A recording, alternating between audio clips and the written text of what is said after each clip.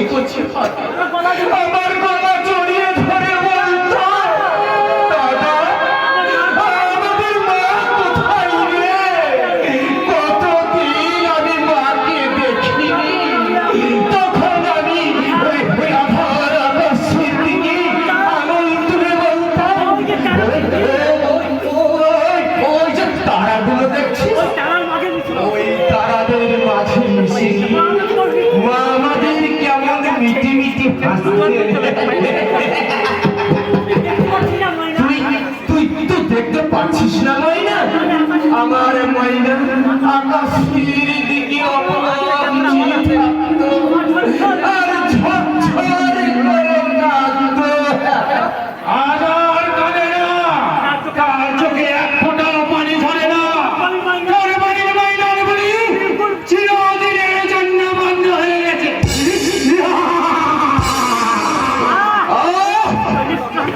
ওই নিষ্ঠুর হাসি বন্ধ করে বলো, কোথায় কোথায় আমার ময়না? কত কাল তাকে আমি দেখি। সেই নিষ্ঠুর পিশাচটার আদেশে সেই জন আমার বুক থেকে আমার ময়নাকে কেড়ে নিয়ে গেল। আর একটা দিন আমি তাকে দেখতে পেলাম না। তুমি আমার ময়নাকে দেখেছো?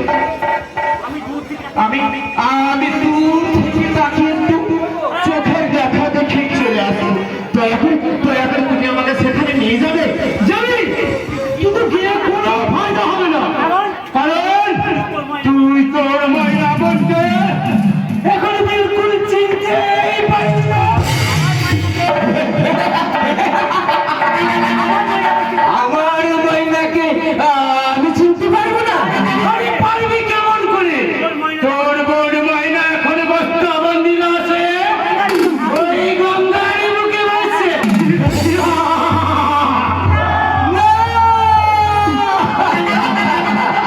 তোর বোনের ময়না দাদা দাদা বলে বড্ড চিৎকার করছিল। ময়নাকে শান্ত করতে তোর সরাসির মতো সত্য হাত দুটো দিয়ে ময়নার গলা টিপে ধরলো।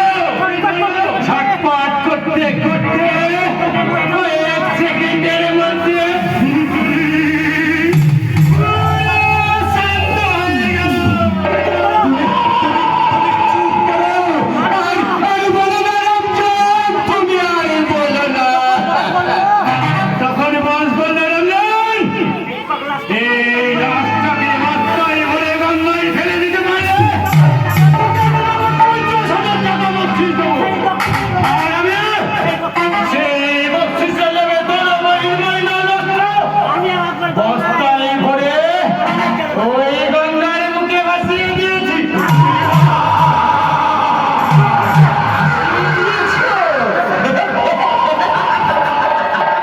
বেশ করেছো, বেশ করেছো।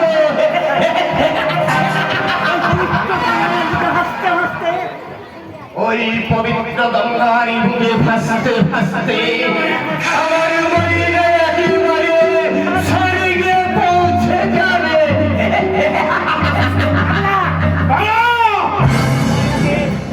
তুমি আমার ময়নাকে ভালো করে দেখেছো তো? আর বুঝি তার চোখে জল ঝরে না?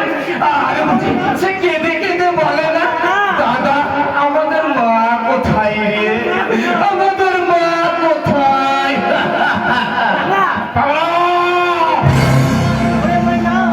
ওরে ওরে ময়না, আর তোকে মায়ের খোঁজ করতে হবে না। মায়ের মতো তুই আধার আকাশের বুকে এক রাস্তার মাঝে মিটি মিটি হাসবি। আর আমি তোর দিকে চেয়ে চেয়ে বলবো,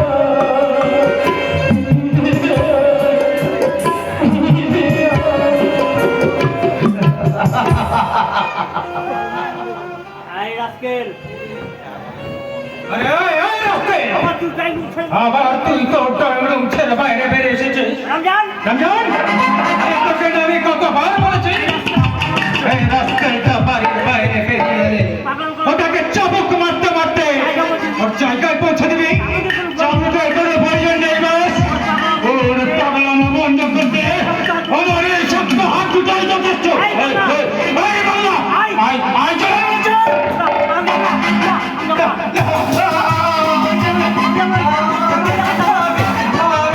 আমি আমার ময়নার কাছে যাব ময়নার কাছে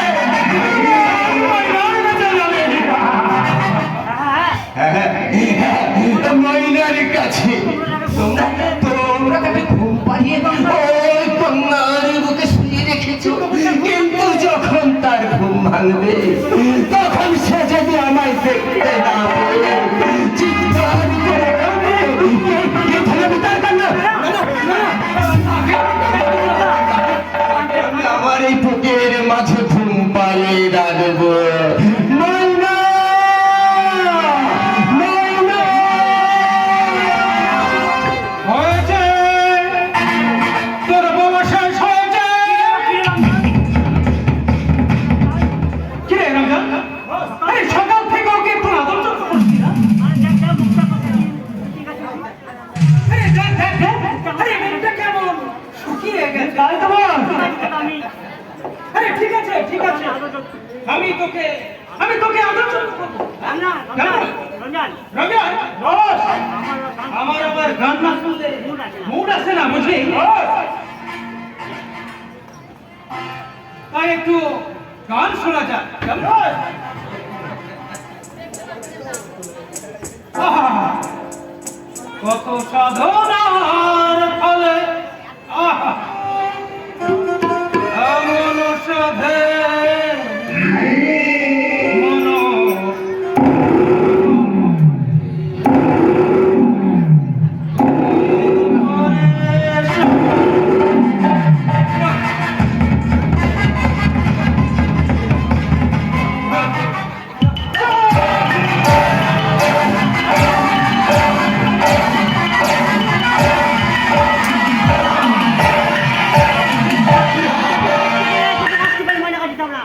এই হরিনাম তোমরা গাইবে কবে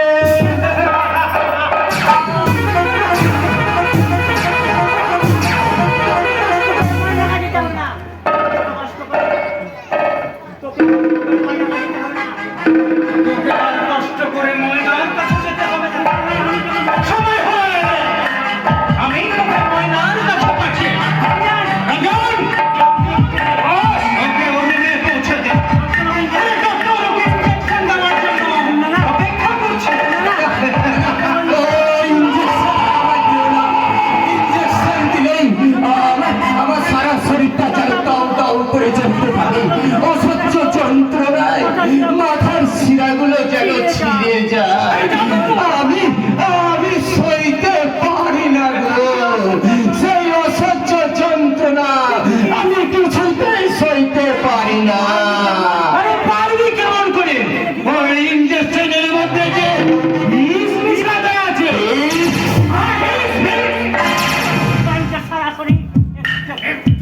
একটু করে তোর সারা শরীরে আমি বিষ ঢালতে পারি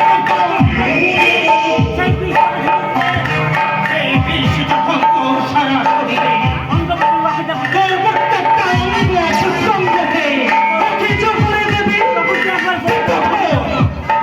তখন তুই হয়ে যাবি দোহাই বাবা, আমায় তুমি উন্নত করে দেও না। আমি সুস্থ স্বাভাবিকভাবে বাঁচতে চাই। আমাকে তুমি বাঁচতে দাও। দেবরে তন্ত আমি তোকে সুস্থ স্বাভাবিক ভাবে বাঁচতে দেব যদি যদি তুই আমার সত্য কথা সাহায্যের হাত আমার বুকে বাড়িয়ে দিই দাদা, শুধু তোর জন্য আমার জীবনটা সাইড হয়ে গেছে শুধু তোর জন্য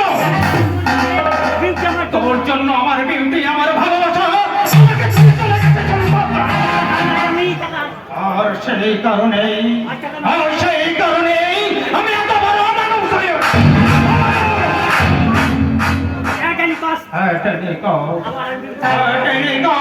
এই বিউটিকে আমাকে অধিকার করতে হবে। বিউটিকে যেটা তোর জন্য লাগবে, আমি নিয়ে যাও।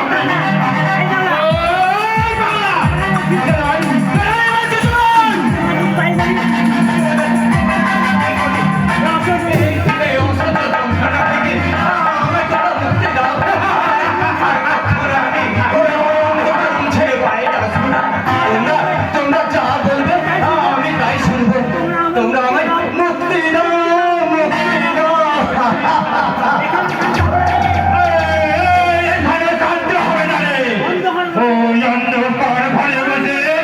তুই প্রাণ ভরে কাঁদবি।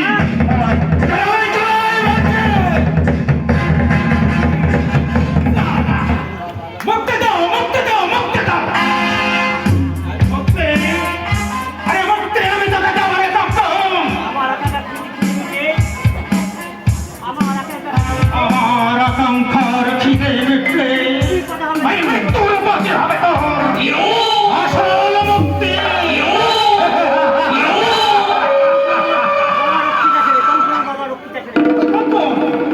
ওই কঙ্ক আমার বাবার রক্ষিতার ছেলে। বাবা মৃত্যু আগে তার বিশাল সম্পত্তি রক্ষে বংশ ওই পাগলাটার নামে উইল করে গেছে।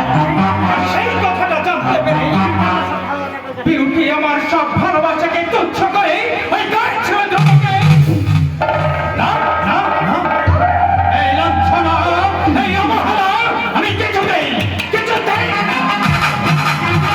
আমি সবাই ছড়ে আমি খতম করেছি বস। আরে কে চুপ না, আরে বাবা আমি ভাগ পারলাম বটে, लेकिन দেখলাম কি মালটা দুটা শিকারির ভাগে ধরা পড়ে গেল। কে ধরা পড়ে গেল? বিউটি না না, বিউটি নয়, মালটির নাম চাপা। Yes boss.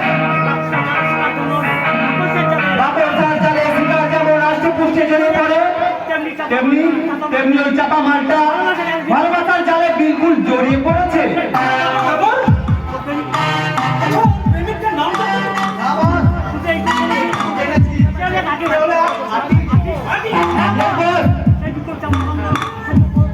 সেই বকুল চাপার গন্ধ ছড়ানো সোনার গান, তাই তো সেই বকুল চাপার মিষ্টি খুশবুতে দিলটাকে মাতালা করতে আমি ওই সোনার গায়ে প্রবেশ করলাম। তারপর দেখলাম পদ্মদিঘির কালো পানি কলসি ভরে কাকে তুলে নিয়ে পাহাড়ি গ্রামে ছড়াতে ছড়াতে পথ চলতে শুরু করেছে আপনার খোয়াবের ফুল চাপা।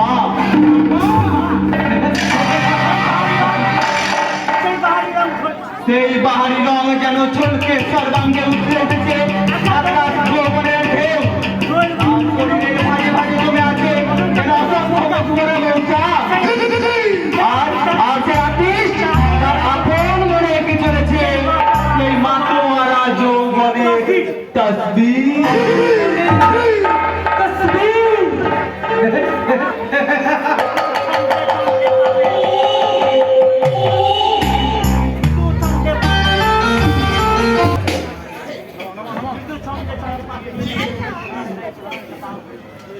মৃদু ছন্দে ছন্দে পা ফেলে এগিয়ে চলেছে সোনার গায়ের সোনার মেয়ে চাপা। মাটির কলস পদ্মডিঘির ঢেউ খেলা করছে, যেন মনে হচ্ছে এই কাজল কালো এলো চুলে পদ্মডিঘির ঢেউ খেলা করছে। এই ওইদিকে তাকিয়ে দেখো, কৃষ্ণচূড়ার শাখা দুটোর পাশাপাশি শাড়ি কেমন বসে আছে। পাশাপাশি এক জোড়া হরিণ চোখে একরাশ নীরব জিজ্ঞাসা। এই ওরা মৌনভূমির বিভোর কি কথা বলছে জানো? চোখের নীরব ভাষা হাত খেয়ে গেছে মিষ্টি মুখে। তাই তো এই সুন্দর মুখখানার মাঝে হারে আবেগময় মৃদু কম্প। এই যে মশাই, আমার কথাগুলো কি কানে যাচ্ছে না নাকি? হঠাৎ এক কারণবশত দু চোখের ভাড়া যে অধিকারের কোটে সদা হাস্যময়ী ওই মুখমন্দিরের মাঝে আশাই তাই তো ওই রঞ্জিত অভিমান হঠাৎ একরাশ অভিযোগ নিয়ে বলছে এই যে মশাই আমার কথাগুলো কি কানে যাচ্ছে না নাকি? প্লিজ চাপা আরে একটা মিনিট হ্যাঁ আমাকে কেসটা একটু ফিনিশ করতে দাও কি বলে তুমি? আরে লক্ষ্মী মেয়ের মতো আর তুমি একটা মিনিট অপেক্ষা করো ইয়েস ইয়েস ইয়েস ওইভাবে চুষ্টু ভরা চোখে আমার দিকে তাকিয়ে থাকো রাগে অভিমানে তোমার ওই সুন্দর মুখখানা আছে আরো কত সুন্দর আমি তার ছবিখানা এঁকে নিই আচ্ছা নক্ষত্রদা, কেন তুমি বারবার আমার ছবি আঁকো বলতে পারো কি? তোমার ছবি আঁকতে চেয়ে আমার বড়ই ভালো লাগে চাপা নক্ষত্রদা তুমি আমি যে একজন শিল্পী হয়তো আমি আমার জীবনের সুন্দর মুহূর্তগুলোকে আমার মনের পর্দায় আমি জীবন্ত ছবি করে ধরে রাখতে চাই শিল্পী হলেও তুমি তাই তো তোমার ছবির গোপন ব্যথা অন্তর দিয়ে তুমি অনুভব করতে পারো বুঝতে পারো না তোমার সৃষ্টি ওই নীরব ভাষা কিসের ভাষা চাপা বলো চাপা ও শোনো পাখি